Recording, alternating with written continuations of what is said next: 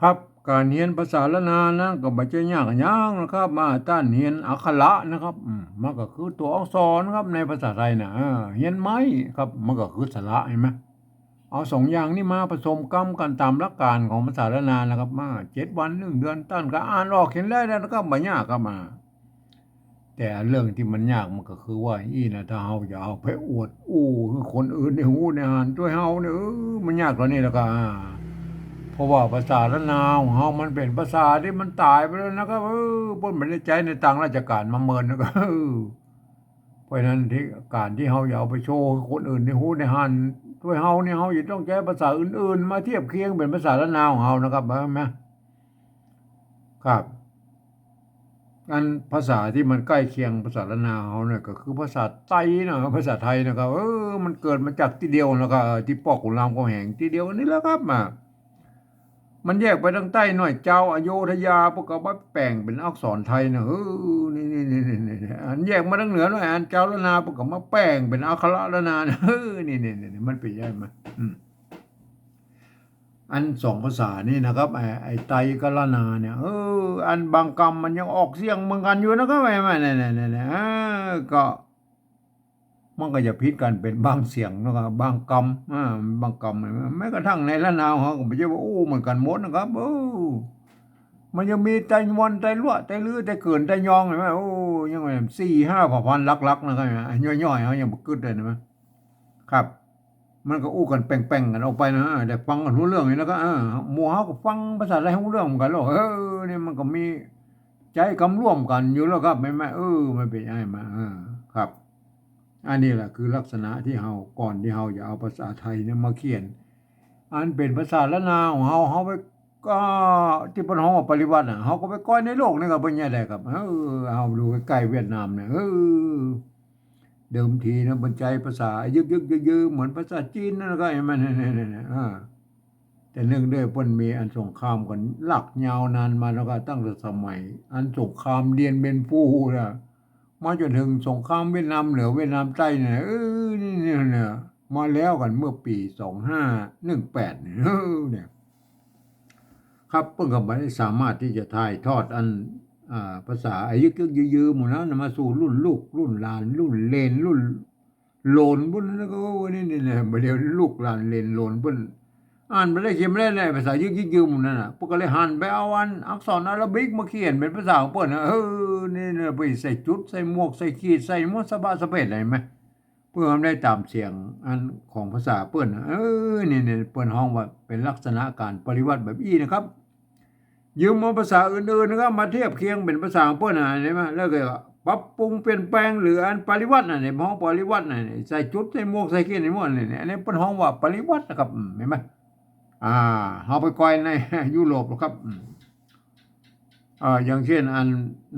ฝรั่งเศสเยอรมันนะครับยูเครนโปแลนด์รัสเซียอันนี้หมดนี่โครเอเชียนี่หมู่นี้เพิ่นก็ใจลักษณะของ การปฏิวัติภาษาก็ดังนั้นนะเพิ่นอย่ายืมเอาอักษรอาหรับิกมาเขียนเป็นภาษาของเพิ่นนะครับไปใส่จุดเพิ่นก็มี2จุดก็มีน่ะบางทีก็หมวกก็มีหมวกปิ้นหมวกโครเอเชียนี่มันง่ายเกินน่ะปิ้นเกินเห็นไหมหมวกเวียดนามเนี่ยมันเป็นกรุ๊ปหุ้มลงเนี่ยมันเป็นเยี่ยมแม่แล้วแต่ไผจะประดิษฐ์เครื่องหมายหยังมาใส่แล้วก็เนี่ยเห็นไหมเพื่อไม่ได้ตามเสียงของเพิ่นอันนี้คือลักษณะของปริวัตินะครับแม่ เอาไปก่อยอันในอังกฤษแล้วก็อังกฤษนี่ไปมันหลายแล้วไปเอาอักษรอาหรับิกเนี่ยไปเขียนเป็นภาษาของเพิ่นแบบโล้นๆอย่างนั้นแหล้วครับเพิ่นไปใส่สักอย่างครับเห็นไหมเนี่ยแต่เพิ่นอันมีกฎเกณฑ์อยู่ว่านะไปผ่านเสียงไปเลยนะท่านจะเอาเสียงอะไรก็แล้วแต่นะเห็นไหมก็ตามไปตามบริบทเห็นไหมคำเดียวกันนะเป็นประโยคคำถามก็เสียงแบบนะไปอยู่ในบทประโยคธรรมดาก็เสียงแบบนั้นเนี่ยมันเป็นลักษณะของภาษาอังกฤษเห็นไหมเนี่ย มันก็เหมือนภาษาละนาหอยุคต้นๆแล้วก็มันบ่มีไม่เยาะไม่ซัดก็ไม่ก่อจ้างโทษเด้ไม่ก่อจ้างไม่เอกไม่โทนั่นน่ะใช่ไหมมันก็พันกันได้หลายๆเสียงเหมือนกันนะเนี่ยมันก็เป็นอย่างนั้นใช่ไหมนี่ลักษณะของภาษานะครับก่อนที่เราจะเอาภาษาไทยมาเขียนเป็นภาษาละนาของเรานะที่มันฮ้องว่าปริวัตินั่นนะครับเห็นไหมครับเราควรจะมีหลักการ อย่างยึดนิ้วกันของเจ้าละนาก่อนนะไม่ใช่ว่าอันต่างคนต่างเอามานะก็เห็นไหม10 คนกับ10 ความคิดกับ มันก็ออกมา10แบบนึงไง100 คน100ความคิดมันก็มีออกมาเป็น100 แบบนั่นเนี่ยมันก็เพ้อกับไปใหญ่แล้วก็มาถ้าเฮามีหลักอันอย่างยึดนึงนะก็อันภาษาละนาที่เฮาปฏิวัติมันก็จะออกมาใกล้เคียงกันหน่อยนะครับเห็นไหมผมเองนี่ผมได้ใช้หลักการของอันสภาวัฒนธรรมมหาวิทยาลัยเชียงใหม่นะเพิ่นตกลงกันไว้เมื่อปลายปี28ปุ่นแล้วนะครับเห็นไหมเพิ่นว่าอย่างอี้นะครับการที่เอาภาษาไทยน่ะมาสะกดเขียนเป็นภาษาละนาเนี่ยนะอันหรือที่เพิ่นฮ้องว่าปริวัตินั่นน่ะว่ากระทำได้อยู่3 แบบหรือ3 รูปแบบนะครับแบบที่1นั้นเพื่อจะเอาไว้สะกดเขียนบันทึกในหลักศิลาจารึกเอกสารสำคัญในโบราณนะครับเพื่อจะเอาอักษรไทยไปเทียบเอามาทุกอักขระนะครับทุกไม้นะครับทุกเครื่องหมายนะครับแม้กระทั่งไม้กงไม้กังไหลเพิ่นเอามาโม้นะว่าเหมือนพิวเลยนะครับเนี่ยมันเป็นการปฏิวัติแบบละเอียดนะครับเฮาบ่อู้ถึงในรายละเอียดอันข้างในแล้วเฮาโอ้เฉพาะหลักการบ่ได้นะเฮามาอู้ว่าหลักการไปอีนะแบบที่1เนี่ยเฮามาใช้แค่แบบที่2นี่ก็พอนะครับแบบที่2เพิ่นว่าอีนะครับเพิ่นว่ายืมเอาอักษรไทยมาปรับเทียบให้เป็นอักขระนานาทั้งบนปูนนี่แล้วก็ประกอบกรรมขึ้นมากับแบบภาษาไทยผสมผสานกันไปนะครับเนี่ยบางครั้งไม้อันหรือสระนั้นมันไปตรงมาตัดกันนะครับพวกก็บอกให้บูรณะกำศัพท์ได้นะครับคือหน้าตามออกแบบไทยๆนะครับเนี่ยแต่เวลาอ่านนั้นท่านต้องนึกถึงว่าโอ้อันนั้นหน้าตามไม่เป็นไทยก็จริงแต่ต้องนึกว่าเป็นอักขระนานานะครับอย่างเช่นตัวนี้เนี่ยท่านเห็นเป็นตัวหอหีบเนาะนี่ถ้าเวลาประกอบในภาษาปริวัติแบบที่2เนี่ยท่านต้องหันว่าอันนี้เป็นตัวหะนะครับตัวหะมันเป็นยังไงไหมคนอื่นทั่วไปมาอ่านนะบางคำมันก็อาจจะเหมือนกันอยู่นะครับบางคำมันก็จะผิดเพี้ยนไปนะสำเนียงไงมันก็คนจะไปแบบคนทั่วไปต้องไปอ่านแบบที่3ปุ๊บนะครับแบบที่2เนี่ยก็เอาไว้เพื่อมันเป็นสื่อกลางนะครับของเจ้าละนาของเฮาเนี่ยเอามาเขียนกันนะครับแบบที่3นี่เดียวก็อุ้มกำเนี่ยแบบเอาเฮาแบบที่2นี่ก่อนนะครับแบบที่2เนี่ยอันนี้อันนี้ตัวละนะครับตัวละลวกนะครับลวกเนี่ยออกเสียงจัตวาลวกนะอันนี้อันตัวละกับตัวอันนี่ห่อรอเนี่ยละเอาห่อรอเนี่ยห่อรอเนี่ยแล้วก็เห็นไหมห่อรอนั่นเนี่ยอันนี้ตัวละอันนี้เนี่ยห่อรอเนี่ยอันนี้เนี่ยตัวกะไม่นี่อันตัววะเนี่ยความจริงมันเขียนแบบนี้มันนี่มันไม่กะด้วยมันเนี่ยมันก็ได้ไหมไม่กะนี่มันก็มาจากไม่กลัวนะครับเนี่ยมันเป็นยังไงไม่กลัวอันโบราณพวกก็ยังว่ามันก็ยังไม่ชัดเลยนะครับว่ามันเฮาบอกค่อยหันเลยนะครับไม่กลัวนะไม่เกี้ยเนี่ยไม่กลัวไม่เกี้ยเนี่ยไม่เกาะเนี่ยหันนั่นไงมันอันนี่ถ้าเป็นแบบที่1พวกก็จะเขียนมายี่นะครับอันนี้ปฏิบัติแบบ1อันตัวว่านะครับตัวว่าตัวกะอันนี้เนี่ยแบบที่1เนี่ยแบบที่1พวกก็เอาอย่างนี้นะเอาตามนั้นนะพวกก็เอาหมดอย่างนี้นะแบบที่1นะนี่เนี่ยอันแบบที่2เฮาจะบูรณะคำศัพท์ก็บ่ได้นะครับมันก็อย่างว่ามันอย่างว่ามันไม่มันความจริงมันมาจากไม่กลัวก็ได้นะครับเห็นไหมไม่กลัวเปิ้นบ่มีไม่กลัวเพราะอย่างบ่มีไม่กลัวก็ได้นะครับเห็นไหมถ้ามีไม่กลัวก็ใส่ไม่ซัดไปให้มันเป็นกลัวลวกเห็นไหมเนี่ยมันเป็นยังไงเห็นไหมก็ได้นะโอเคนะอันนี้เลยลวกนะครับมันลวกเนี่ยเขาเอาแบบที่1มาเขียนเลยนะเห็นไหมเนี่ยแบบที่2นะเห็นไหมเราเรียนมาจากเอาตรงตัวเลยไหมเนี่ยลวกเนี่ยเอามาดูไอภาษาอันโบราณแล้วเอามาวิเคราะห์กันนะครับเห็นไหมเนี่ยอันนี้เนี่ยเอามาดูไอ้นี่เนี่ยเนี่ยคำมันมาจากคำว่าอีหรอกไม่กัวนะครับอันนี้ไม่กัวเห็นไหมเนี่ยหลวงกอกเนี่ยกอกหลวง3 ใบเนี่ยหลวงนี่มันหลวงนี่มันความจริงมันเป็นไม่กัวนะครับไม่กัวนะครับไหมอันลูกแรกๆเพิ่นเอาตัวว่าไปไว้ตรงบนปุ่นเพิ่นอันเจ้าไต้เขินเพิ่นเอาตัวว่าเอาไว้ทั้งลุ่มตรงง่านี่ก็แล้วนะมันซับปิ้นกันนะใครมาก็แล้วแต่นะครับเพิ่นก็มีหลักฐานโบราณเพิ่นก็เก่งกันอย่างนี้ได้ไหมก็ โอเคมันเกิดมาจากไม่กลัวนะครับไม่กลัวหลัวนะครับหลัวนะครับอันสะกดด้วยตรงอ่ะมันหลวงนะครับอันนี้แล้วปนก็เขียนกันอย่างนี้มันก็โอเคนะครับจะเขียนอย่างไรก็ได้โอเคหลวงมันมาจากไม่กลัวนะทีนี้เฮาไปสะกดดูแล้วครับไม่กลัวนะครับเห็นไหมความจริงมันมาจากอย่างนี้นะครับไม่กลัวนะครับตัวละนะครับตัวละไม่กลัวนะครับไม่กลัวไม่กลัวเนี่ยไม่กลัวถ้ามันอยู่ทั้งลุ่มเนี่ยมันเป็นมันสามชั้นเนี่ยมันสามชั้นอ่ะเนี่ยทั้งลุ่มนี่มีสามชั้นเรื่องสองสามแล้วไปกลายเป็นสี่ชั้นเนี่ยมันจะล้นบรรทัดนะครับ มันก็คือมันจะไปลบไอ้ตัวว่าเนี่ยมันจะไปลบกวนไม่กี่อันที่มันอยู่ทั้งลุ่มนั่นแหละมันจะไปซ้ำกันเนาะก็เห็นไหมเพื่อนก็เลยย้ายไปอยู่ทั้งบนนะครับอันถ้ามีตัวสะกดมีตัวสะกดมันสมมติว่า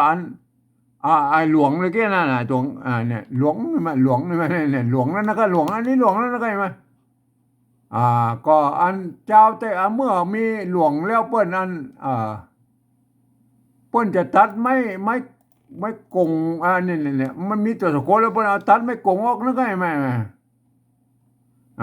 ไม่กงออกไม่กงมันก็จะเป็นอย่างนี้เนี่ยเนี่ยหลวงอะไรเจ้าไต้เขินแล้วปูน12ปัญหาบนก็เอาอย่างนี้นะไงมาเจ้าไต้เขิน12ปัญหาพวกก็เอาเนี่ยพวกเอาตัวว่าเลื่อนมาไว้ทั้งหลังเนี่ยมันอันนี้เนี่ยตัวว่ามันจะยุ่งก็ไปไม่กี่ทั้งลุ่มเลยพวกก็โบราณก็เอาโบราณเนี่ยพวกเอาตัวว่าไว้ทางบนเนี่ยเนี่ยอันนี้เอาตัวอย่างเมื่อกี้เนี่ยพวกก็เลื่อนมาแล้วก็โดยเอาตัวว่าไว้ทางบนพูดเห็นไหมเนี่ยตัวว่าเห็นไหมเจ้าใจเขินนะครับเจ้าเขินพวกเอาวะมาไว้ทั้งลุ่มนี่ไม่เป็นไม่เนี่ยก็สุดแล้วแต่ไหนมาเจ้าวะอยู่บนอยู่ลุ่มก็สุดแล้วแต่นะเห็นไหมอันนี้มันหลวงใช่ไหมเนี่ยเนี่ยมันหลวงออกเสียงจัตวาเนี่ยทีนี้ถ้าสมมติว่ามันเป็นเอาตัวกะมาสะกดแล้วเขาเห็นไหมอันนี้มันออกกะระบะแล้วมันสะกดแล้วมันออกเสียงเอกหรือไงแม่เนี่ยเฮามาผ่านรูนะก็ผ่านรูตามหลักการของศาสนาอะไรอันนี้มันหลวกนะครับมันหลวกมันบรรลวกอะไรเนี่ยแหละครับถ้ามันเป็นมันมาจากไม่กลัวนะครับมันมามันก็ได้เขียนมาจากไม่กลัวก็ได้ไม่กลัวก็ได้นะเนี่ยถูกที่มันมาจากไม่กลัวเนี่ยมั้ยเนี่ยอันนี้แหละไม่กลัวเนี่ยอันไม่กลัวนะมันก็สมัยนั้นพวกอาจจะใส่ไม่ซัดนี่ตัวเองก่อนมันลวกนะมันไม่กลัวนี่ทำหน้าที่เป็นเลข8ได้ไหมทำหน้าที่คดเสียงมันเป็นอันลวกไว้เป็นลวกใช่ไหมบางที่เพิ่นก็อย่างนี้เราก็เอ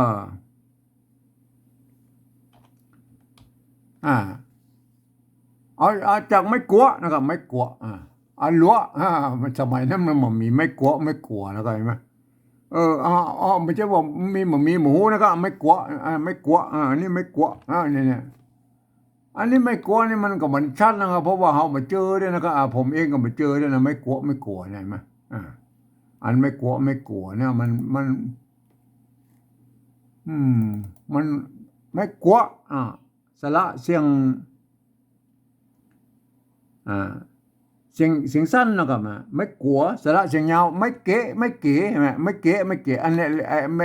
ไม่เก๋นี่มันมีได้ไหมไม่เก๋มันมีได้ไหมเก๋นะครับอันเกาะก่อมันเนี่ยเกาะก่อนะครับเกาะก่อไม่เกาะก็มีนะปิดเตาะใช่ไหมปิดเตาะใช่ไหมไม่เกาะก่อก็หันแล้วนะครับมันแต่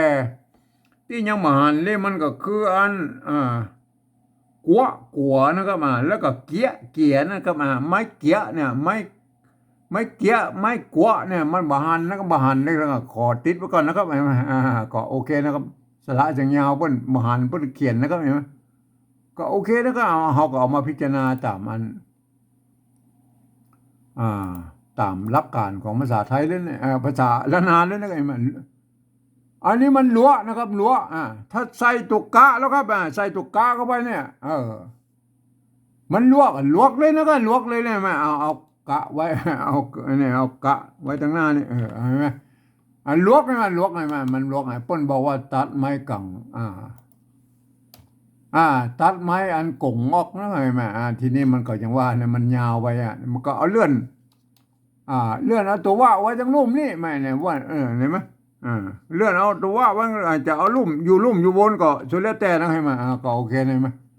มันก็กลายไปตัวนี้เนี่ยลวกให้มันลวกในเสียงจัตวาโอเคนะครับอันนี้คือไม่กวไม่ขัวนะครับไม่กวเนี่ยเขายังบอกว่ามหันแล้วมันน่าจะมันเพิ่งก็สร้างมาทีหลังนะครับสมัยโบราณยุคปลายๆนั่นโอเคกวลวกนะเขาลวกไงมาทีนี้เขาก็หูเลยนะก็ลวกนะครับโอเคลวกลวกโอเคนะก็เขียนนี้นะมันก็ลวกใช่ไหมเขาก็เทียบมาเป็นอย่างนี้ลวกอันนี้บ้านนะครับบ้านตัวบะนะครับตัวบะก็บอกไม้นะครับไม้ขอจ้างไว้โทรไม่กานะไม่กาใช่ไหมไม่กาวงแล้วก็ห่างนะใช่ไหมมันไหนบ้านใช่ไหมอันเราไปดูไอ้ไม่กาวงเรื่องไม่กาวงแล้วไม่กาวงเนี่ยนี่บ้าเนี่ยเครือนะก็เครือเนี่ย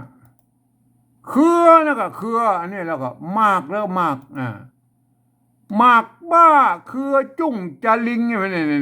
เครือหมากบ้าเครือจุ้งจะลิงบ้าไม่กล่าวงนะครับไม่กล่าวงสมัยนั้นยุคต้นๆแล้วเพิ่นว่ามีไม้เยาะไม้ขอจ้างเนาะแต่เพิ่นก็อ่านว่าบ้าน่ะเครือหมากบ้ามันเป็นยังไงเพิ่นใส่ไม้กงกับไว้เนี่ยมันจะใส่ไม้กงหรือไม้ซัดกับไว้มันเปิดหมายความว่าเปลี่ยนเสียงได้นะก็ก็สุดแล้วเพิ่นว่าหมากบ้าเขือจุกจะลิงไงมันเนี่ยไม่กล่าววงแล้วตัวบ้านะครับเราไปดูตัวต่อไปแล้วก็ตัวต่อไปแล้วก็อันนี้เนี่ยมันไม่เห็นตัวนะตัวตะตัวท่านะตัวท่าตัวท่านี่เป็นใจไม่กล่าววงเนี่ยไอ้ท่านั่นนะตัวท่าไม่กล่าววงเนี่ยท่าตุจักนะแม่ท่าตุจักไข่ดองเล่าเอาอะไรเงี้ยก็ว่าไปนะก็จักนะตัวจักนะไหมไม่กักก็อ่านว่าจักนะเนี่ยท่าตุจักนะโอเคนะเอาไปดูตัวไปอันนี้ตัว2ตัวแล้วนะครับไอ้ตัวท่ากับตัวบะนะครับเห็นไหมอันตัวที่บรรจัยมากล่าววงไอ้ตัวกะตัวกะนี่กะอันนี้กะมันยาอันเสียงคาเนี่ยก็ตกกะละโหงมันออกเสียงคอนะคาแดงเสียงคาแดงโอเคนะอันนี้ตัวคะเนี่ยเห็นไหมตัวกะมันเสียงเป็นเสียงตัวคอนะดูตัวต่อไปแล้วก็เห็นไหมตัวต่อไปเนี่ยอันนี้เนี่ยตัวตะใช่ไหมเนี่ยแล้วสวดคาถาแล้วสวดคาถานะก็แล้วก็อันเนี่ยตัวตะใช่ไหมอ่านว่าเต้านะไม่เก่าไม่เก่าบนมีไม่สั้นกับไว้ในตัวนี้ไหมไม่เก่าดูเนี่ยอันเต้านะครับอ่านว่าเต้าอันนี้ตัวว่าไม่กล่าววงเต้าว่านะมันไม่เยอะนะครับอ่านว่าเต้าว่า3 เครื่องปูจาเนี่ย3 เครื่องปูจาด้วยเนี่ย3 เครื่องปูจาไอ้แม่เต้าว่านะเต้าว่าเนี่ยมันอันรู้ตัวต่อไปแล้วก็ไอ้ตัวนั้นมั้ยอันเนี่ยอันตัวต่อไปอันเนี่ยอันเนี้ยบดกับน้ำนึ่งเป็นปั๊มเปลือกขามฝนตกตาเนี่ยตามันตัวตะแล้วเนี่ยมันตัวตะตัวไม่ใช่ไม่กล่าววงนะเอาดูตัวต่อไปแล้วเนี่ยอันเมื่อเขาได้ไป5 ตัวแล้วนะครับเห็นไหมมันมีตัวบะตัวข้าตัวท่าตัวตะตัวว่าใช่ไหมเนี่ยอันไม่ทำตัวเนี่ยตัวข้าหางยาวเนี่ย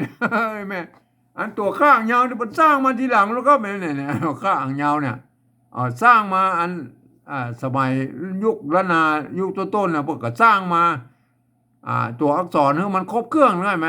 ข้าหางยาวมันเทียบเป็นคอนะไงไม่คอง่ายไหมง่ายมันมีไม่กดจังอันมันง่าย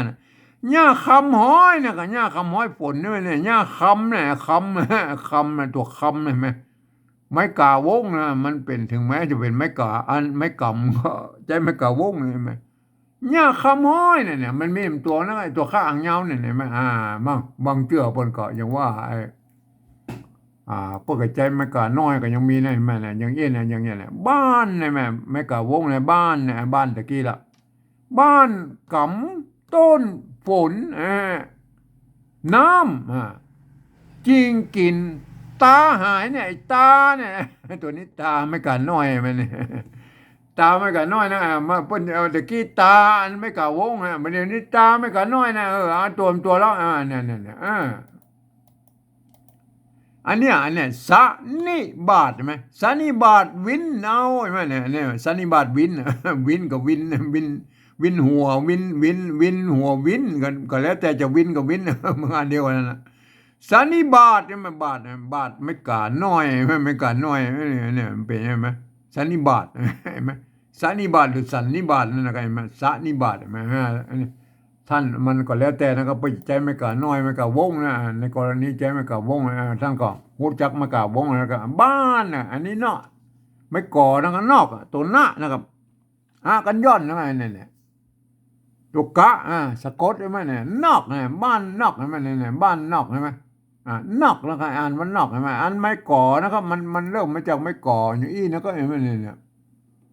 อ่าความจริงมันเป็นไม่ก่ออย่างนี้นะไงเนี่ยไม่ก่อเนี่ยใส่เกลือนะครับถ้าเป็นอันยองแล้วก็ใส่เกลืออันไม่เกลือก็ไม่เกลือเนี่ยมันใจรวมกันนะในโบราณนะก็ใส่เกลืออันนี้มันเป็นใส่เกลือนะครับมันมีไม่ยอกอ่านว่าใส่นะใส่เกลือนะครับปอตัดใช่ไหมสะน้อยกินหายปอนะตัวปอใช่ไหมไม่ก่อนะครับเมื่อมีตัวสะกดได้ไหมเนี่ยตัวข้างบนเนี่ยตัวป้าไม่ก่อมีตัวง่ายแล้วเป็นตัดไม่กลางมนว่าปองนั่นน่ะบิเกาลิ้นปองปากบ่อได้ลิ้นใกล้ลิ้นปองอย่างนี้ว่าไปนะไอ้ปองนี่มันเนี่ยเห็นไหมมันเป็นอย่างไรมาอันตัวสะกดมาอันไหนมาอันอันเนี้ยนอกแล้วก็นอกใช่ไหมอันนอกเมื่อมันมีตัวสะกดแล้วมันนอนนะมั้ยเมื่อมันไม่ก่อเมื่อมีตัวสะกดแล้วมันก็เป็นนอกนะนอกใช่ไหมมันเป็นอย่างนี้นะก็เอาตัวต่อไปบ่อนะบ่อตัวบ่อตัวบ่ออันตัวบ่อใช่ไหมไม่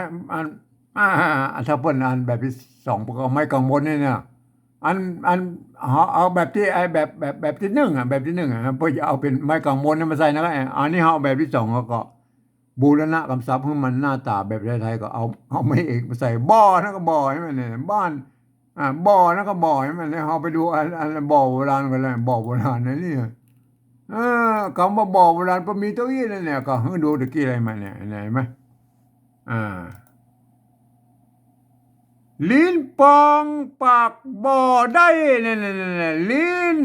ใกล้บ่อนะก็บ่อดูบ่อความจริงมันไม่ใช่เอาอ่านว่าบังนะครับอันนี้มันเป็นตัวพิเศษนะครับความจริงมันมาจากตัวนี้เนี่ยตัวไม่ก่อเนี่ยไอ้ปอเนี่ยปอตัดใช่ไหมปอตัวป้าไม่ก่ออ่านว่าปอเนี่ยอันนี้ตัวบ้าไม่ก่อก็อ่านว่าบ่อก็ได้อ่านบ่อก็ได้บ่อก็ได้เนี่ยมาคอยเจอันนี้มันเป็นตัวพิเศษแล้วนะครับเปิ้นตัดกันย้อนออกไปนะครับเพื่อมันทำมาใส่กันย้อนมันก็จะเห็นว่าเป็นบ่อน้ำบ่อหินนี่มันไปตรงไปตัดมันเนี่ยโบราณปกติตัดออกไปแล้วนะปกติเก็บเต้าอี้เนี่ยไปใส่ไม้กางมดได้เห็นไหมอันนี้คือบ่อนะครับบ่อใช่ไหมบ่อโบราณนะเพื่อเก็บเต้าอี้มันเนี่ยเพื่อเก็บเต้าอี้นะครับไม่ใช่อ่านบังนะครับเอาไปดูอันเนี้ยไอ้บ่อกับก้อเนี่ยมันมีสองตัวนี่นะก็มาที่เป็นตัวพิเศษเนี่ยเห็นไหม ไอ้ก้อเนี่ยไอ้ก้อเนี่ยไว้ไม่ไก่ตัวว่าอ่านว่าไว้ก้อปุดปุดใช่ไหมก้อเนี่ยมันแต่ก้อเนี่ยมันเขียนเป็นก้อตัวก้าไม่กังวลอ่านว่าก้อนะไงไม่อ่านว่าก้อแต่แล้วมันอยู่ในประโยคแล้วมันสำเนียงกะมูแล้วมันจะเป็นก้อนะไว้ก็ปุดไว้ก็ปุดมันก่อปุดมันเขียนก้อแต่อ่านเป็นก้อก่อปุด อันนี้ก็เป็นภาษาวัฒนานมันเป็นยี่นะก็ก็พวกมันมาอยู่ตัวไอ้บอนะบอเนี่ยอันนี้บูรณะคำศัพท์นะครับไอ้บอเนี่ยอันนี้บูรณะคำศัพท์มือมันหน้าตาแบบไทยๆก็บอนะก็โอเคนะอันนี้เต้านะก็เต้าไอ้มันเนี่ยก็ตะกี้อาหารตะกี้นะไอ้เต้าว่าเนี่ยตัวตะนะครับยืมตัวทอทหารไม่เก่าสระเอาอย่างนี้ไม้อันเนี้ยไม้ซัดเห็นไหมไม้ซัดเขาบอกมาตัวแล้วไม้ซัดถ้าแบบเรื่องบ่อยเอามาตัวเนี่ยเห็นไหมก็มีเขียนเต้าอี้ในเต้าเนี่ยเขาไปดูไอ้ไม้เก่าโบราณก็แล้วก็นี่ไม้เก่าโบราณอ่า อันเนี้ยไม้เก่าโบราณเนี่ยมันเปิ้นเป็นอย่างนี้มันนะบางทีเปิ้นก็บางทีเปิ้นก็ใจอันไม้กงนะครับกำกับว่าเหมือมันเป็นไม้โกบาลีได้ไหมบางเตี้ยเปิ้นก็ใจไม่ชัดเลยมันก็แล้วแต่นะไงมั้ยไอ้ควางถ้าใจไม่กงนี่เปิ้นนิยมกันปู้นในธรรมอีสานพุ่นนะครับไอ้มาหรืออันละนาเป็นบางส่วนน้อยนะครับอันส่วนอันไม้ซัดนะมันก็เป็นละนาส่วนใหญ่เพิ่นก็ใจไม้ซัดกับไว้นะมันเป็นไม้โกบาลีนะก็สุดแล้วแต่ท่านไปหันอย่างอี้มันก็ก็จะไปว่าเปิ้นก็ไอ้เต้าเนี่ยอ่านว่าเต้านะมันไม่มีไม่ยอกอ่านว่าเต้าไอ้เต้าตะกี้นะเต้ากันฟักจำผงตากแห้งนั่นๆๆเอามาเนี่ยๆเต้ากันฟักเอาเอาไปดูเป็นตัวแล้วกันเนี่ยอันนี้ไม่เก่ามาที่มันใจอันไม้อันนี้ปนใจไม่ซัดไงแม่บอกกับมันเป็นไม้โกบาลีมาอันนี้เห็นไหมนาดน้ำนาดน้ำเป่าไม่เก่านะเป่าหรือเป่านะเป่าตั้ง3ผีเสื้ออย่างก็ว่าไปเนี่ยเป่าเห็นไหมตัวละลอลิงเนี่ยเพิ่นเอามาเป็นหางละกำไปเฉยๆเพิ่นมาอ่านนะเพิ่นว่าเป่าไม่ใช่เปล่านะเห็นไหมอ่านเป่าอ่านเป่าอ่านเป่าอ่านเป่าก็ได้นะไม่อ่านได้3เสียงนะใช่ไหมนาดน้ำเป่าตั้ง3ผีเสื้อเฮาไปดูตัวต่อไปแล้วกันเนี่ยมันมีตัวนี่มันเนี่ยแม่ใบเนี่ยก็ใบแม่เนี่ยใบเนี่ยมาเขียนแบบตะกี้เลยเนี่ย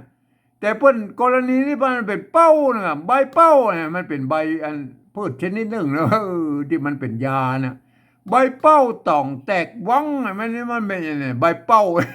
นี่ไม่เก่านะก็ไม่เก่าเนี่ยอันนี้กรณีเพิ่นเอาไม้จัดมาอันใส่นะก็เฮาไปดูอันไม้เก่าอันโบราณตัวแล้วก็ที่เจอในมันเนี่ยเอาหากมุกหลวงเคี่ยวใส่เหล้ากินเนี่ยเหล้านะครับไม่เก่านะครับไม่เก่าใช่ไหมพอใส่ไม่เก่าอย่างนี้แล้วมันสมวนว่ามีไม่ก่อจ้างแล้วประกาศว่าเหล้าใส่เหล้ากินโอเคแล้วก็ท่านหูจักแล้วไม่เก่าแล้วนะก็ไม่เก่าอันนี้เต้าแล้วที่อยู่ในตะกี้น่ะเต้าแม่นะเขาเขียนเต้าอี้ไหมอันนี้โอเคนะครับอันนี้ไม่ก่อนะเต้านี่กับ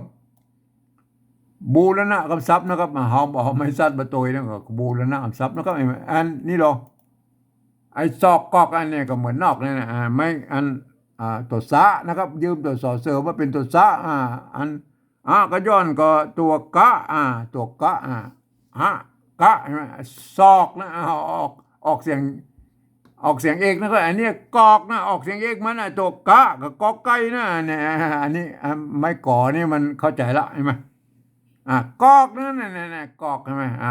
เนี่ยอันนี้ไนนะกันไนเนี่ยไนใช่ไหมไนตัวไนใช่ไหมเนี่ยนะก็มาตรงตัวแล้วไม่ไก่ไนใช่ไหมแต่ตัวนี้มันก็อย่างว่านะบูรณะคำศัพท์นะครับตัวนี้บูรณะคำศัพท์นะครับโดยการอันหน้าตาแบบไทยๆนั่นก็คืออันในไทยเพิ่นอันใจไม่ม้วนก็เขาก็เอาโอเคแล้วก็บูรณะเป็นหน้าตาไทยๆนะก็อันนี้บูรณะใช่ไหมตัวต่อไปแล้วก็เวียงนะเนี่ยเวียงเนี่ยไม่เกียนะครับไม่เกียอันนี้ความจริงมันมาจากไม่เกียนะครับอันเนี้ยไม่เกียตัวว่าตัวเนี้ยถ้าเป็นแบบที่1เพิ่นเขียนนี่นะก็อ่านว่าเวียงนะใช่มั้ยเป็นใช่มั้ยเอาไปกอยอันไม่เกียแล้วก็ไม่เกียมีก็ผมดูไม่เกี่ยวแล้วกันไม่เกี่ยวอันนี้ไม่เกี่ยวโบราณเพิ่งเขียนนี่มั้ยเนี่ยไม่เกี่ยวนะไม่เก๋ตัวปะไม่เกี่ยวใช่มั้ยเนี่ยไม่เกี่ยวใช่มั้ยเนี่ยเพิ่นเอาใส่ไม่ซัดกับไว้นะอ่านว่า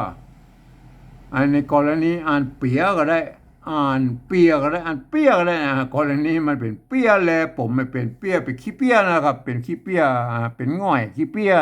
เปียแลผมเปียใช่มั้ยเปี้ยอันถ้าเป็นเขียนอันแบบไม่ซัดเนี่ยพวกอันทำอีสานนะครับละนาเป็น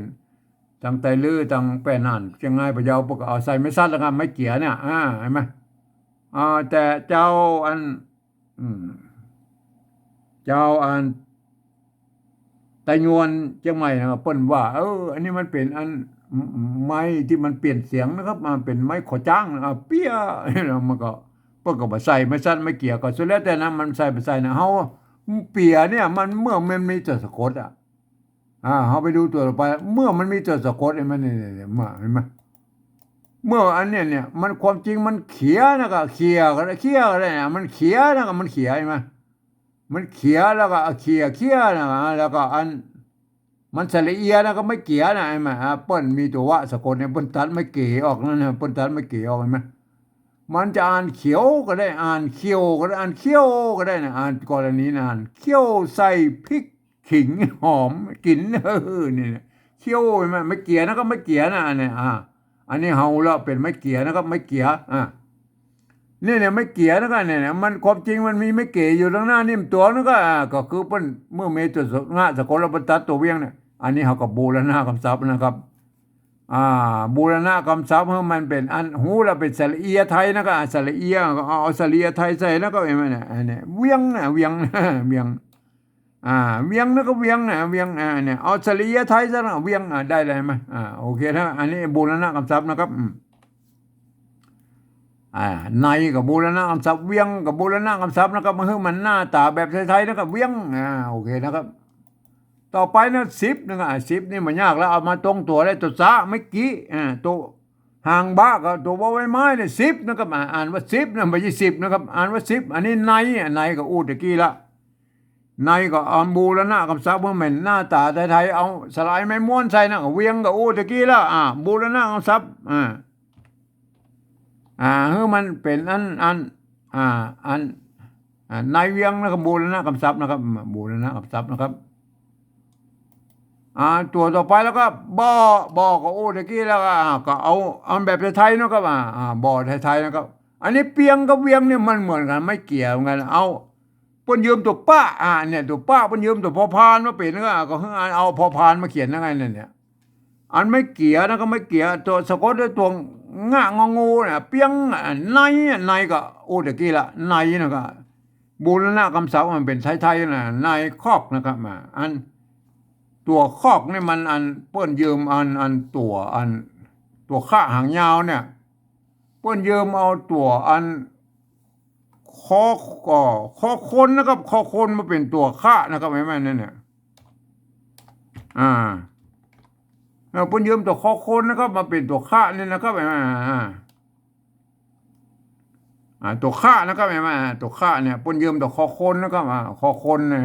อันไม่ก่อนะครับก็คือกันย้อนนะกันย้อนก็อ่างนี่นะตัวกะนะครับตัวกอไก่นะครับไหมคอกนะครับไหม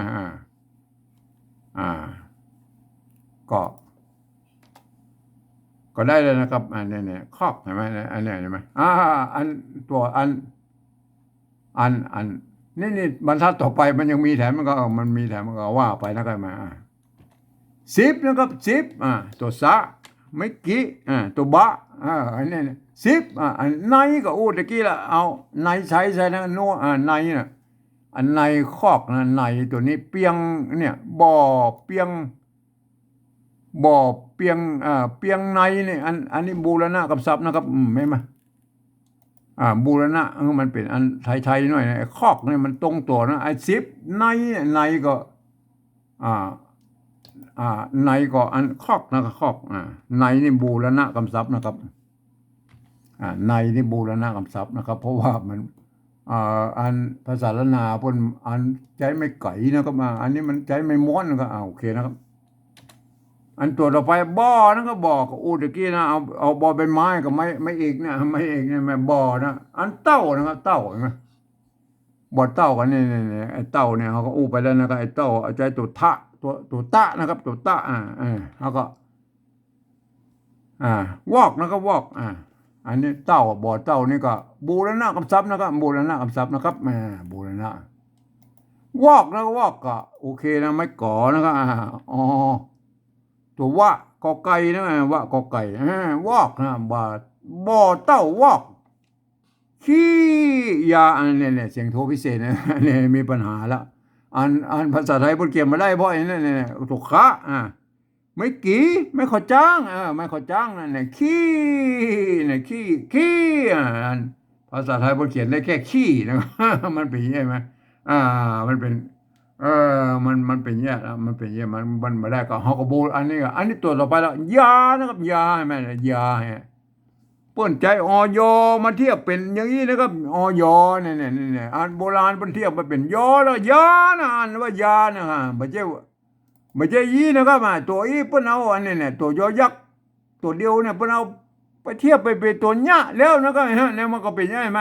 ท่านก็ปฏิวัติมาก็อย่าไปซับซ้อนแล้วก็ไปไม่เนี่ยก็อันนี้แบบที่สองก็คือเทียบออกมาก็เอาออยไปเทียบเอาเป็นเอาอย่างเนี่ยตัวยะแล้วใช่ไหมเนี่ยมันเป็นใช่ไหมเขาไปดูภาษาโบราณหมดแล้วก็เนี่ยแล้วท่านจะไปอ่าน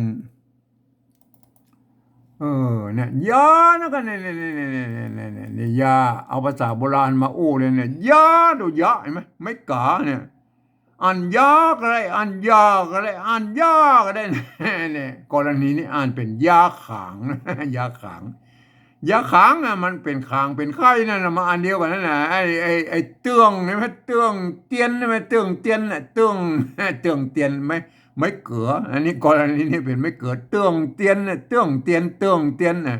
ยาขางเตืองเตียนนี่เนี่ยยาเนี่ยยาออยปนออยมาเทียบไปเป็นส่วนนี้แล้วเห็นไหมเนี่ยก็อันคนเฒ่าโบราณเป็นเทียบหรอกครับเนี่ย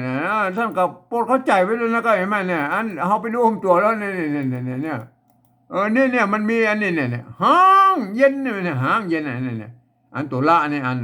ตัวล่างเนี่ยปัจจัยไทยกันแล้วนะปัจจัยร่วมกันนะครับเห็นไหมอันถ้าออกเสียงไทยก็ร้างนะก็ร้างตัวละเนี่ยถ้ามันออกเสียงเมืองก็ห้างนะก็ห้างเย็นห้างเย็นงาจ้างโนแฮดเข้าเยิงเนี่ยยอเยิงเนี่ยมันเป็นใช่ไหมอันตัวยอบ้านภาษาอันยอยักษ์ละนาเป็นยอนะกับยอเยิงนี่ไหมยักษ์เยิงนี่ไหมอันนี้เย็นเนี่ยยอยักษ์ไทยเย็นมันเป็นใช่ไหมมันเป็นอย่างนี้นะมันถึงอันกระทั่งก็ไปแยกเสียงกันเนื้อถูกนะครับไอ้ยอกับยอเนี่ยใช่ไหมอันนี้จะออกเสียงยอยักษ์ไทยกับยาเนี่ยเป็นยาให้มันเนี่ยก็โอเคนะครับท่านจะเขียนอะไรก็ไปพิจารณากันนะก็ยานะครับอันนี้ยานะครับยาอันนี้ตัวต่อไปแล้วก็สิบนะครับสิบเขาก็โอ้เด็กกี้ละเนี่ยสิบนะครับสิบสิบก็เนี่ยสิบนะครับตัวขี้ก็โอ้เด็กกี้แล้วก็ไม่กี่นะครับขี้ยานะสิบขี้ยานะออยนะก็ใจออยนะยาบ่อนะก็บ่อก็โอเคนะอู้ไปตะกี้แล้วบ่อฮะอันนี้บ่อเต้านะก็เต้าอันนี้ก็อู้ตะกี้บ่อเต้านะกับอันนี้หรออันนี้ตัวละใช่ไหมไม่กาอ่านว่าฮะนะก็ไม่เนี่ยมันเป็นใช่ไหมอันตัวละเนี่ยถ้าเป็นอันภาษาอันละนานะว่าอันนี้เป็นภาษาละนาละใช่ไหมอันตัวละตะกี้เนี่ยอัน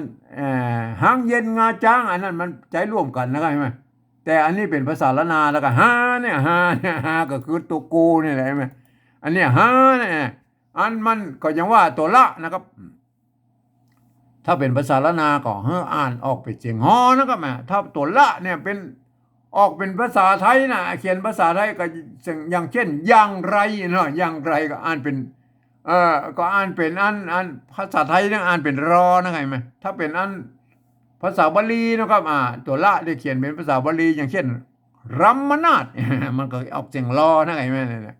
ถ้าเป็นตัวห้าเนี่ยไอ้ตัวละเนี่ยมันเขียนเป็นภาษาละนาก็ออกเสียงฮอนะก็ฮานะฮานะครับอ่านว่าฮานะก็ฮาเนี่ยตัวนี้เราอันนี้ตัวจะนะครับออกเสียงเอกนะถ้าบะใส่ไม่ย่ออีเราถ้าบะใส่ไม่ย่อเป็นอันว่าจะนะถึงบะใส่ไม่กะก็จะใช่ไหมจะใช่ไหมเนี่ยจะใช่ไหมนี่จะใช่ไหมอันนี้เอาออกเสียงเอกมันจะนะตามสำเนียงกระมู้เนี่ยมันจะแล้วครับจะไม่ใช่จะนะครับ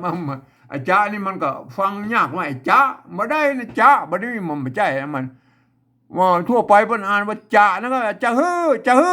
มันจะฮือนะจะฮือนะเห็นไหมมันเป็น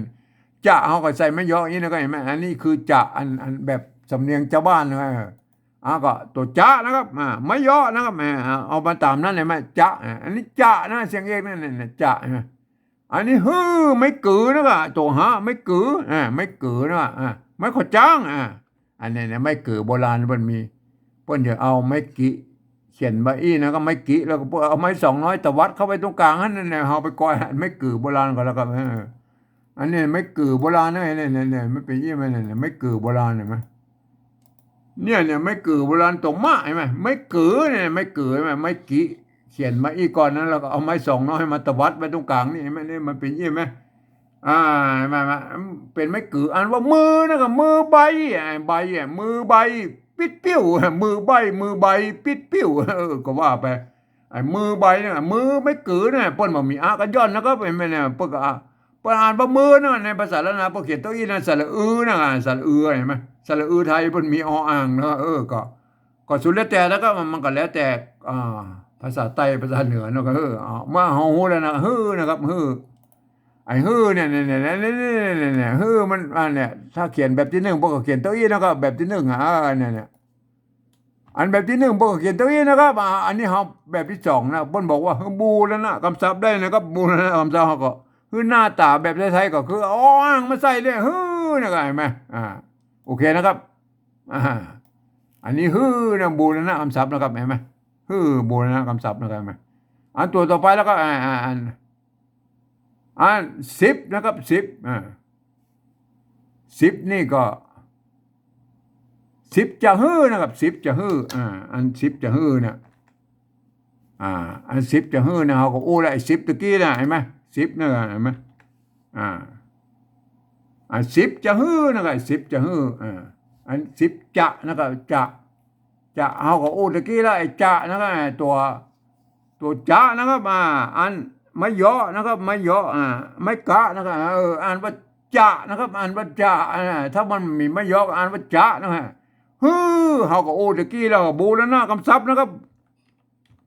ฮือหน้าตาแบบไทยๆนะครับเห็นไหมอันฮือนี่บูรณะคำศัพท์แล้วก็ฮือเนี่ยครับเห็นไหมฮือนะครับโอเคแล้วครับ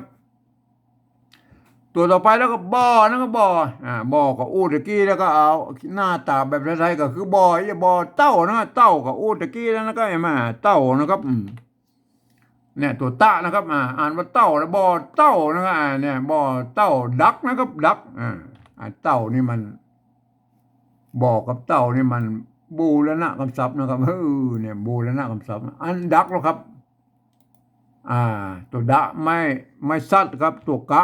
อ่านว่าดักนะเสียงจัตวานะดักนี่มันดักนะเนี่ยไทยมันออกเสียงดักเนาะมันเอกเห็นไหมมันพิษสำเนียงกันน้อยๆเห็นไหมดักนะครับดักอ่านว่าดักนะครับอันเนี้ยไม่กือเหมือนกันจื้อกืออันนี้มันเสียงโทพิเศษนะไงมาจื้อตัวจะไม่กือสระนะไม่ขอจ้างไว้โทเนี่ยก็เอาแบบไทยมาใส่นะเอาเนี่ยบูรณะคำศัพท์นะครับเอาอ่างมาใส่กือก็เหมือนกันนะก็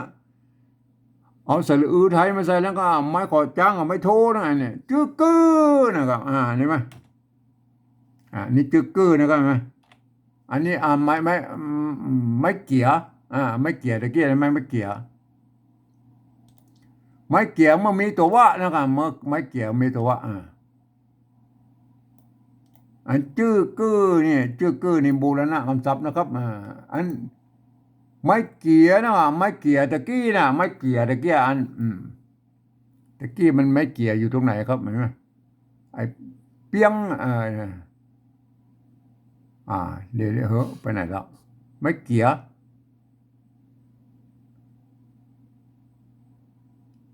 ตะกี้ก็โอ้แล้วไม่เกี่ยไปดูอันไม่เกี่ยแล้วก็ไม่เกี่ยไม่เกี่ยนะครับไม่เกี่ยเห็นไหมอันนี้ไม่เกี่ยเห็นไหมเนี่ยอันเป็นอย่างนี้นะไม่เกี่ยใช่ไหมไม่เกี่ยเฮาดูไม่เกี่ยอันนี้ต้นไม่เกี่ยนะเมื่อมีตัวสะกดแล้วเห็นไหมเมื่อมีตัวสะกดแล้วมันเป็นอย่างนี้เนี่ยอันนี้เนี่ยเขี้ยวเห็นไหมเขี้ยวเขี้ยวเห็นไหมตัวขะไม่เกี่ยสะกดด้วยตัววะกรณีนี้อันจะเขียวก็ได้เขียวได้เคี่ยวใส่พริกขิงมันเนี่ยเคี่ยวเนี่ยเคี่ยวเห็นไหมเคี่ยวนะครับมันเคี่ยวใช่ไหมเราไปดูอันนี้หรออันนี้มันตัวตะนะครับไม่เกี่ยไม่เกี่ยถ้าแบบที่หนึ่งพวกเขียนมาเต้าอี้นะครับแบบที่หนึ่งไปวัดแบบที่หนึ่งพวกเขียนเต้าอี้อ่านว่าไม่ใช่อันนี้มันเตียงนะอ่านตัววะนะครับตัววะอ่านว่าเตียวนะอ่านว่าเตียวตัวตะไหมอ่านว่าเตียวนี่อ่านว่าเตียวเนี่ย ทีนี้เขาก็บูรณะคำศัพท์มันเป็นอันหน้าตาแบบไทยเอาสระเอียไทยมาใส่นะครับเอาสระเอียไทยมาใส่นะครับเนี่ยเอาสระเอียไทยมาใส่แล้วก็ไอ้แม่เนี่ยสระเอียนะไอ้แม่เนี่ยสระเอียใช่ไหมเนี่ยอ่านว่าเตียวนะก็เนี่ยเตียวใช่ไหมเตียวเนี่ยก็บูรณะคำศัพท์นะครับเตียวหนีนะเตียวนี่ก็บูรณะคำศัพท์นะครับเตียวนะครับหนีนะครับตัวหนีเตียวบูรณะคำศัพท์นะครับเห็นไหม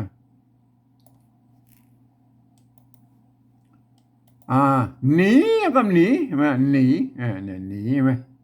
อันนี้ตรงตัวแล้วนะตัวนะตัวนอนหนูตัวนะนะครับไม่กี่อันว่าหนีอันนี้ก็ไม่ต้องไปยุ่งไปละหนีนะครับเห็นไหมก็ได้แล้วนะครับอันนี้คือแบบที่สองนะครับอันนี้แบบที่สองนี่พวกกันอ่านกันได้ยี่นะครับเห็นไหมอันเป็นไตลื้อไตไตยนไตลื้อไตรั่วไตเกินไตย่องอย่างก็แล้วแต่นะก็เฮาถ้าเฮาใจรักกันอันเดียวกันนะของอันสภาวัฒนธรรมมหาวิทยาลัยเชียงใหม่ก็มันก็หน้าตามันก็ออกกันมาอย่างนี้นะครับเห็นไหมมันก็จะออกมาเยอะแต่เวลาอ่านนั้นท่านก็ไปอ่านเอาตามสำเนียงของท่านนะครับก็ใครไปสำเนียงอย่างก็ว่าไปตามสำเนียงของท่านนะครับเนี่ยถ้าเขาเขียนอย่างนี้มันก็จะได้ออกมาเต้าๆกันนะครับเห็นไหมอันนี้จะอ่านแบบสำเนียงอันเชียงใหม่แต่ยวนนะครับวันนี้นะเชียงใหม่แต่ยวนนะครับเห็นไหมเขาอ่านเขาก็ต้องนึกว่าอันเป็นอันนี้ตัวภาษาละนาแล้วก็ตัวละตัวบะตัวนะตัวตะตัวสะใช่ไหมตัวกะมันนี่นะตัวนะมันเป็นยังไงท่านต้องอ่านเป็นอันภาษาละนาแล้วก็อ่านไว้ที่นะครับลวกบ้านนอกบ่อเต้าศอกกอกในเวียง10ในเวียงบ่อเปียงในคอก10ในคอกบ่อเต้าวอกขี้ยาขี้ยา10ขี้ยาบ่อเต้าหาจะฮื้อ10จะฮื้อบ่อเต้าดักจื้อกือเตียวหนีอันนี้คือสำเนียงเชียงใหม่แต่ยวนนะทีนี้เฮาอันแบบที่3เพิ่นว่าอีนะครับอันแบบที่3นั่นนะเพิ่นว่าอีเพิ่นบอกฟังเอาเสียงภาษาละนาตะบนปุ้นก็เพิ่นเปล่งเสียงออกมาอยู่เลยก็เอาภาษาไทยเขียนพิจารณานะครับเนี่ยมันเป็นอย่างนั้นไหมแต่เพิ่นก็ลืมนึกไปว่าอันภาษาอันไทยนะมันเป็นระบบ5เสียงแล้วก็มันจะเอามาเขียนอันเป็นระบบ6เสียงของภาษาละนาน่ะมันบ่ได้ครบทุกเสียงแล้วก็ไปแม่มันโดยเฉพาะอันเสียงโทพิเศษตัวเมืองนั้นเพิ่นบ่มีนะก็ทีนี้เฮาก็ท่านก็เอาอันแบบที่3นั้นถ้ากับบูรณะปริวัติเอาเองนะครับก็สุดแล้วแต่นะท่านจะเขียนอย่างไรนะก็ไหมแต่ผมเองก็ผมจะเอาจุดประดับไว้นะครับอย่างนี้นะก็ไหมจุดประดับไว้ในนี้นะก็ไหมโดยการเอาอันตัวอื่นก็เขียนไปตามนั้นนะเขียนไปตามนั้นใช่ไหมเอาไปดูได้นะครับมันเขาไปดูแล้วเขาบอกไปพอตำบลนะเขาบอกเขาฟังเสียงภาษาตำบลมันว่ายมาแล้วเขาเอาภาษาเขียนไปย่านไหนเอาลวกนะครับอันนี้คือหลักการของอันที่ปนว่านะครับเขาก็เอาภาษาไทยเขียนจากนั้นอันนี้เอาภาษาไทยเขียนแล้วนะครับเห็นไหมลวกบ้านนอกลวกนะครับลวกนี่มันอ่านว่าลวกอย่างว่าโลกะอย่างมันโลกะมันเขามันเป็นลวกแล้วก็มันลวกมันเสียงจัดว่าลวกก็เอาใส่ไม้จันวาให้หน่อยเนี่ยวันถึงแม้ว่ามันจะผิดหลักการนะอย่างกระจ้างแล้วบอกเบาละอันนี้ลวกบ้านนั่นแหละอันนี้คือปฏิวัติตามแนวทางเวียดนามเราไปเอาใส่จุดใส่หมวกใส่เกียร์นี่มันสปอร์ตเฮาก็ยืมเอาไม้จันวาเพิ่นมาใส่นะเอาลวกบ้านอันนี้บ้านมันเสียงโทพิเศษแล้วก็โทเมืองครับแม่เนี่ยได้เอาเพิ่นเขียนมาได้นะเพิ่นเขียนได้แค่บ้านใช่ไหมผมก็จุดประดับไว้นะก็บ้านเนี่ยมันเนี่ยจุดประดับบ้านเสียงโทพิเศษนะเนี่ยโทพิเศษนะสะกดให้ดูกันหน่อยก็ได้บ้านเนี่ยอันเนี้ยมันมีไม้กับบ้านเนี่ยใส่ไม่เอกบ้านใส่ไม่โทบ้านบ้านมันเสียงโทปกตินะบ้านเมืองเหนือมันออกบ้านนะเสียงแต่ยวนเชียงใหม่มันบ้านนึงบ้านมันเสียงโทพิเศษบ้านเสียงโทพิเศษจุดไว้เนี่ยบ้านใส่ไม่ตีบ้านใส่ไม่จะเรียกว่าบ้านนี่แม่ไอ้บ้านเสียงโทพิเศษก็ใส่จุดไว้นะครับเห็นไหมอันนี้บูรณะคำศัพท์นะครับไม่ใช่บูรณะป ปริวัตินะครับปริวัติสองตัวนี้ปริวัตินะครับปริวัติสองตัวนี้ปริวัตินะครับปริวัตินะครับปริวัติคือมันแบบเวียดนามนะนอกไอ้นอกนี่มันเขาได้ยินเสียงนอกอันนี้นอกไทยปกติเย่ไหมนอกไทยปกติเย่เขาก็บอกต้องไปยุ่งบนนะครับแม่อันนี้นอกไทยนะแม่อันบ่อเต้าอันบ่อนี่มันก็เต้ากันแน่บ่อเต้านะครับบ่อเต้าบ่อนี่ก็โอเคได้แหละเต้านะครับอันนี้เพิ่นอ่านว่าเท่าใช่ไหมภาษาไทยท่านต้องเอาเต่าเขียนนี่เต้านะไอ้เต้าเต้านี่เต้านี่เต้าใส่ไม่เอกเต่านะครับเต่าเนี่ยเต่าแน่เต่านาเนี่ยเต่าแน่เต่านาเนี่ยไอ้ใส่ไม่โทเต่าเนี่ยได้เลยไหมเต่าเสียงโทปกติเต่าใช่ไหมอันเต่านะก็เนี่ยไอ้เต่านี่บูอันปริวัตินะครับปริวัติเสียงคือมันได้ตามเสียงภาษาละนาตำบลพุ่นอันตัวต่อไปศอกกอกนะฮะเนี่ยอันศอกกอกเนี่ยศอกกอกนี่มันนั่นไหนไหมมันภาษาไทยพวกเขียนได้ก็ไอ้ศอกกอกเนี่ยเขาก็ไม่ต้องมายุ่งมันเนี่ยไม่ต้องมายุ่งมันไอ้ศอกกอกเนี่ยในนะกับในก็ได้แล้วก็มันเสียงเต้ากันเวียงเวียงกับเต้ากันเนี่ยศอกกอกในเวียงเนี่ยอันที่มันได้แล้วเขาก็ไม่ต้องมายุ่งอันตัวต่อไปแล้ว10นะครับ10เห็นไหมเพิ่นออกเสียงจารวานะก็ออกเสียงจารวาเขาก็เอาใส่ไม้จารวาพวกนี้นะ10เนี่ยถึงแม้ว่ามันจะผิดหลักการหลักเกณฑ์อย่างภาษาไทยก็บ่ใจนะก็เฮาบางอย่างเฮาก็งดเว้นมันไอ้ลวกไอ้10เนี่ยมันเฮาก็บ่อันปฏิบัติไปตามแนวทางเวียดนามน่ะไปเอาอย่างสปะสะเปดใส่น่ะในเวียงในเวียงเฮาก็บ่ต้องอันเพิ่นเขียนได้เฮาก็บ่ต้องไปยุ่งบ่ได้บ่ก็ได้น่ะอันเปียงนะเปียงนี่แม่นบ่เปียงนะนั่นภาษาละนาเพิ่นออกเปียงนะเฮาต้องเอาปอปลาเขียนแล้วนะครับเห็นมั้ยเปียงได้เลยมั้ยเปียงเนี่ยเอาปอปลาเขียนใส่อย่างเดียวมันก็เปียงแล้วนะก็โอเคเสียงสามัญนะก็เฮาก็ปฏิบัติไปนะครับปฏิบัติได้ตามเสียงเปียงในก็เป็นอย่างละคอกนะคอกไอ้คอกนี่มันอันภาษาไทยเพิ่นใช้คอควายเนาะก็เอาคอควายมาเขียนแล้วก็โอเคนะคอกนี่มันก็ปฏิวัติให้มันได้ตามเสียงมันใช้คอควายนะก็โอเคนะครับต่อไปนะ10นะครับ10ในคอกนะไอ้10นะ10มันต้องใส่ไม้จรวานะก็นี่10ในนะก็10ในนะก็คอกนะก็10ก็ปฏิวัตินะครับปฏิวัติเสียงนะคอกนะคอกมันใช้อันคอควายนะก็คอกไทยนะโอเคนะครับคอกไทยคอกไทยมันจะคอควายนะบ่ได้แล้วก็ไอ้เต้านะเต้ามันก็โอเคนะเห็นไหมใจตัวเต่าเขียนเห็นไหมเต่าใส่ไม่เอกเต่าใส่ไม่โทเต่ามันได้นะเสียงโทปกตินะเห็นไหมบัดเต่าแล้วก็บัดเต่าบัดเต่าเนี่ยแหละบัดเต่าก็ใส่จุดมันเสียงโทพิเศษเต่าเห็นไหมอันใส่ไม่ตีแล้วเต่าเต่าใส่ไม่จรว่าเต่าเนี่ยเต่าเต่านะไม่ใส่เอกเต่าใส่ไม่โทเต่าเนี่ยเต่าเห็นไหมเต่าแล้วครับเต่าแล้วนะครับเต่าอันนี้มัน